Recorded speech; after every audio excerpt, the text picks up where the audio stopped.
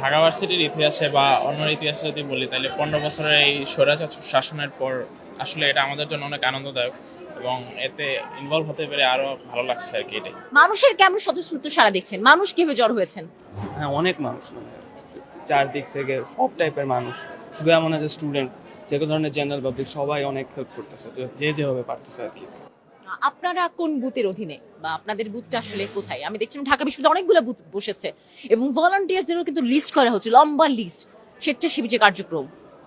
এখানে লিস্টের কিছু নাই, আমরা নিজ উদ্যোগে আসছি, ঢাকা ভার্সিটির স্টুডেন্ট হিসাবে আসছি, তো আসছি যে কাজ পাইছি, যেখানে খালি পাইছি ওখানে ঢুকে পড়ছি। আমরা অনেক বেশি পরিমাণে ত্রাণ পাচ্ছি, মানুষের আগ্রহ অনেক বেশি, সবাই এগিয়ে আসছে। সো আমাদের ভলান্টিয়ার আসলে অনেক বেশি প্রয়োজন।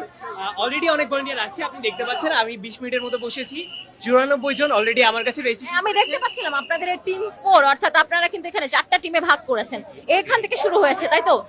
এটা এক একটা দল আপনারা 30 জন করে। আমরা আসলে আপ্লুত, আপনি ভিতরে যে দেখতে পারবেন অনেক মেয়ে কাজ করছে, কাপড় ভাঁজ করছে, অনেক ছেলে ভারী ভারী বস্তা বহন করে নিয়ে যাচ্ছে, যারা জীবনেও বাসে কখনো এই কাজগুলো করেছে বলে আমার মনে হয় না, কিন্তু দেশের প্রয়োজনে, দেশের তাগিদে তারা কিন্তু সবাই এগিয়ে এসেছে। সুতরাং আমাদের উচিত এগুলাকে আসলেই হাইলাইট করে দেখা। বাংলাদেশ যে এক হয়ে গিয়েছে আসলেই সেটা বোঝা যাচ্ছে। বাংলাদেশ এখন 100টায় এগিয়ে গিয়েছে। বাংলাদেশের প্রতিটি মানুষ আমি মনে করছি একভাবে ভাবছে, তাদের একটাই চিন্তা, বাংলাদেশকে সুন্দরভাবে করতে হবে। বাংলাদেশের প্রতি যতই আঘাত আসবে আমরা সবাই একসাথে দাঁড়াবো, সেই আঘাতকে মোকাবেলা করব। এটাই আমাদের প্রতিজ্ঞা, ইনশাল্লাহ আমরা পারবো। সকাল 8টায় ঢুকেছি, ঢুকেই যে তৎপরতা এবং যে শৃঙ্খলা এবং যে দেশপ্রেম দেখেছি, আমি আর আমার উচ্ছ্বাস, আনন্দ ধরে রাখতে পারিনি। আমার 2 চোখ ভরে উপচে পানি পড়েছে। যে আমার 74-এর যে বন্যা, তখন আমরা ঢাকা বিশ্ববিদ্যালয়ের যে লাইব্রেরির সামনে উন্মুক্ত জায়গা, প্রচুর উন্মুক্ত জায়গা ছিল, ওইখানে আমরা এরকম টেবিল বিছিয়ে। ঢাকা বিশ্ববিদ্যালয় বলে কেন্দ্রীয় গ্রন্থাগার নাকি সায়েন্স লাইব্রেরি?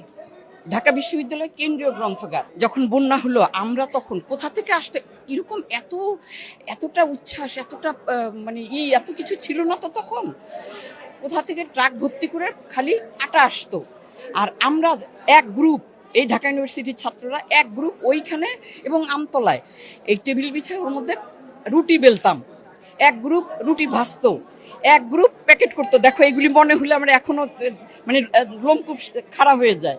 এক গ্রুপ প্যাকেট করতো, চলে যেত। এই যে অভিজ্ঞতা, এইটা দেখে আমি আর চোখের পানি ধরে রাখতে পারি নাই। যে সকালে এসে আর কি, যে যা দেখলাম, আমার এই বাংলাদেশকে কেউ দাবায় রাখতে পারবে না, কেউ না। সে যত বড় বিশ্বের যত বড় দেশই হোক, যত শক্তিশালী হোক, আমাদের 18 কোটি মানুষের 36 কোটি হাত। আমরা 7 কোটি মানুষ, না হয় কিছু, না হয় যে দালাল টালালি করছে, কিন্তু তার বাইরে আমরা 7 কোটি মানুষ। এই 14 কোটি হাত যদি আমরা 9 মাসে দেশ স্বাধীন করতে পারি, আমি আমার তখন 16+ বয়সে যদি আমি বাংকারে দুটো হ্যান্ড গ্রেনেড নিয়ে যে ওই সামনের ব্রিজটা ফেলে দিতে হবে, এইটা যদি করতে পারি, আর এখনকার ছেলেদের তার চেয়ে বেশি, এখনকার ছেলে মেয়েদের আমাদের চেয়ে বেশি মনোবল এবং কি বলবো, স্পৃহা।